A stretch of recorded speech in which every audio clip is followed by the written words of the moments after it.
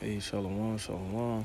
I want to start off by giving all praises, honor, and glory unto Yahweh, Bahashem, Yahweh Shai, Bahashem, Rachak Wadash, and double honors to my teachers, the head apostles, and elders of Great Millstone who rule and teach well, who I learned this truth from, and peace and salutations to the elect that scattered across the four corners of the planet Earth, pushing this truth in sincerity and meekness without wavering, as well as risking their life and freedom to do so, to preach the gospel.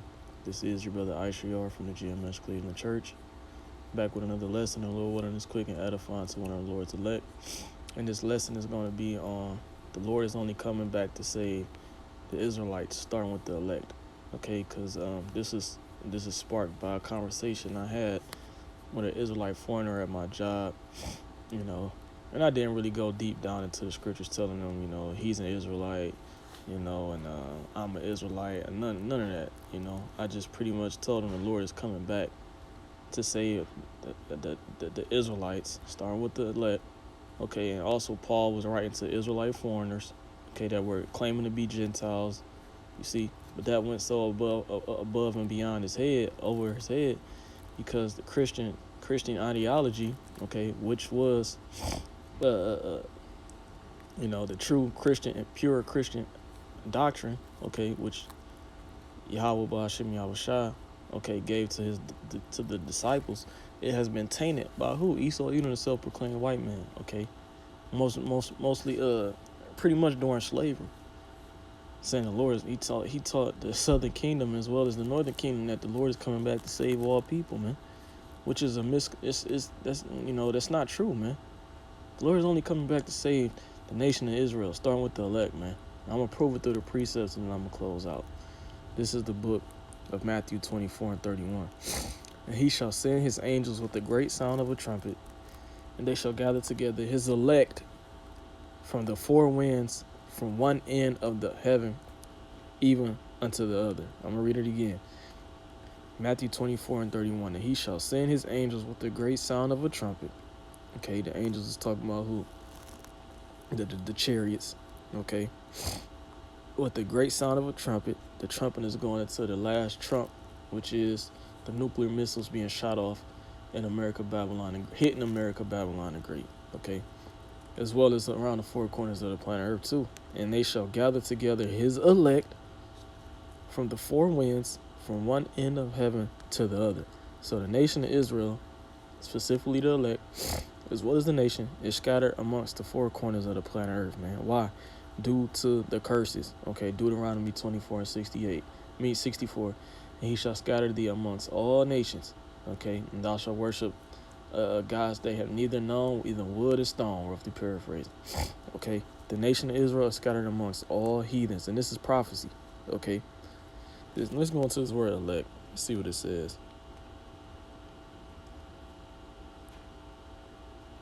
Eclectos. It says picked out, chosen by God to obtain salvation through Mashiach. Christians are called chosen or elect of the Most High.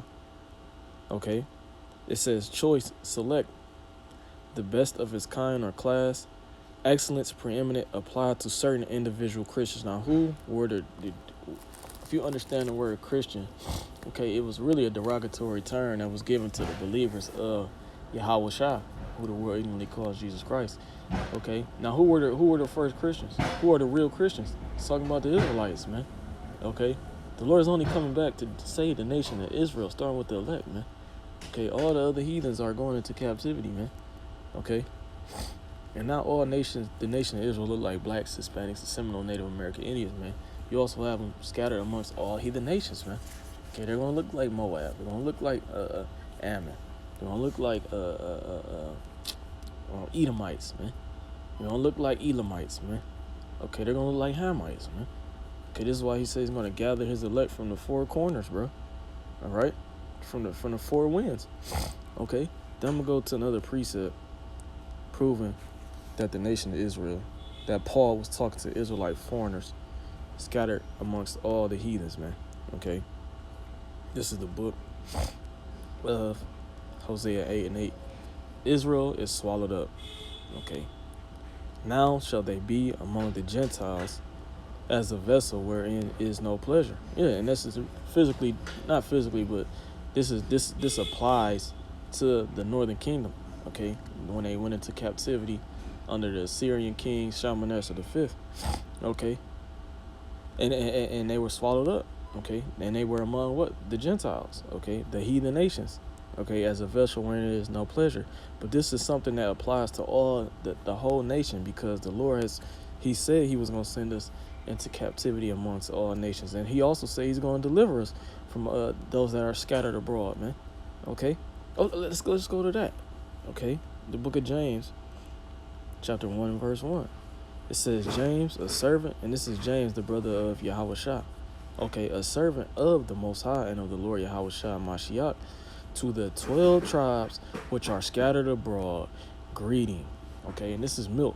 Okay, the Lord is only coming back to save the nation of Israel, man, starting with the elect.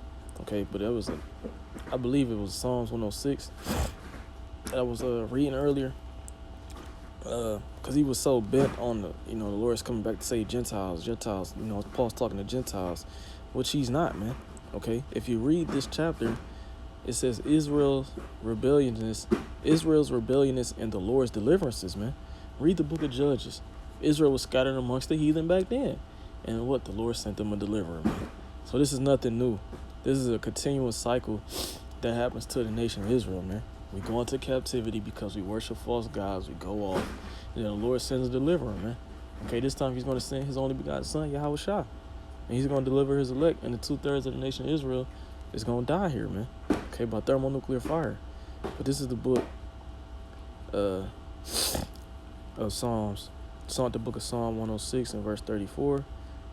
They did not destroy the nations concerning whom the Lord commanded them, but were mingled among the heathen and learned their works. Right, because when we went into the land, okay, the Lord commanded us to remove, to pretty much slay all the nations. Okay, but through the prophecy, okay, the Lord didn't have it play out that way. Okay, he wanted us to be mingled among the heathen and learn their works. Cause why? So we can be brought back in ultimately by faith. Okay, in Yahweh by Hashem Yahushua. Okay, he wanted us to forget our heritage. Okay, and once again have faith in his word, man. Just like Abraham, man. Okay, the seed of Abraham, Isaac and Jacob, man. The ones that have the faith. Okay, they're going to be scattered amongst the heathen, man. Okay. It says, verse 35 again, but were mingled among the heathen and learned their works. Okay, so the Israelites are among the heathen, learning their works, and that's why Paul, he was saying, in all his writings, he was telling Israelite foreigners that were calling themselves Gentiles. He was giving them game and wisdom, knowledge, and understanding on how to come about what they were a part of, man. Okay, and even when you read 1 Corinthians 10, okay, this is the book of 1 Corinthians 10 and 1, okay, because people say, oh, he was right to Corinthians, okay, but if you really read the context, Corinthians nothing but it was a big city, okay. All of Paul's writings were to cities, okay, where churches, Israelites were established. So you had melting pots everywhere where the Israelites were at, man. Okay, there's nothing new. Just like America's a melting pot, so were all these other nations, these other countries where Israelites were scattered, man. They were all heathen nations everywhere where Jake was at, man. Okay. This is the book of 1 Corinthians 10 and 1. Moreover, brethren, I would not that ye should be ignorant, how that all our fathers were under the cloud and all passed through the sea. So Paul is saying our fathers, that's a possessive pronoun. Our meaning who? It's talking about the ancestors of the nation of Israel. What's the cloud? Okay, the cloud is talking about the chariot, okay, that led Israel out of Egypt, okay. It says, moreover, brethren, I will not that ye should be ignorant, how that all our fathers were under the cloud and all passed through the sea. Talking about what? Okay, what sea did they pass through? Okay, and was it heathens that passed through? Okay. It says, and we're all baptized unto Moses in the cloud and in the sea. And all did eat the same spiritual meat, and they all drank the same spiritual drink, for they drank of that spiritual rock that followed them, and that rock was Mashiach. Okay, So this Paul is writing to Israelites that were scattered amongst the heathen. He's giving them history on the deliverances Egypt, man. See, who else will Paul be talking to, man? Okay. See, Esau, you have a lot to pay for the confusion that you have brought to the understanding of the Bible, man. Adding and taking away from the word. The Lord's gonna get you for that, man. Okay. I'm gonna get another precept, and I'm gonna close out. This is the book of Ephesians 2:11. Wherefore remember that ye being in time past Gentiles in the flesh, right? So it says in time past, meaning you were Gentiles in the flesh, meaning what?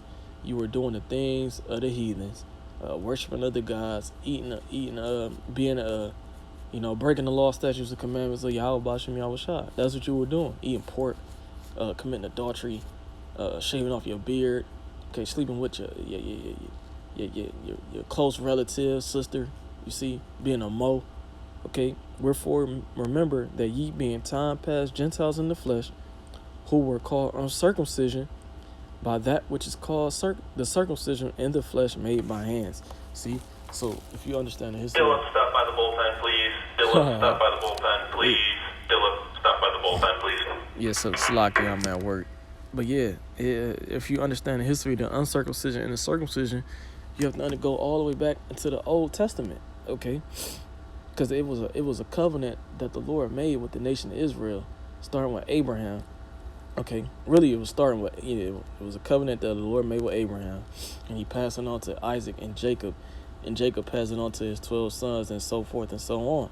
Okay, it was a covenant that the Lord made with a special seed line, the circumcision, and when Jake was scattered amongst these heathens, they forgot they put off the laws of our forefathers, and and left the children uncircumcised. Even some of them were circumcised and put back on the circumcised foreskin, man.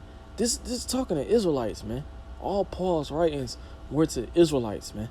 Israelite foreigners that were scattered amongst the heathens, calling themselves after the heathens, okay, taking on their customs, taking on their nationality.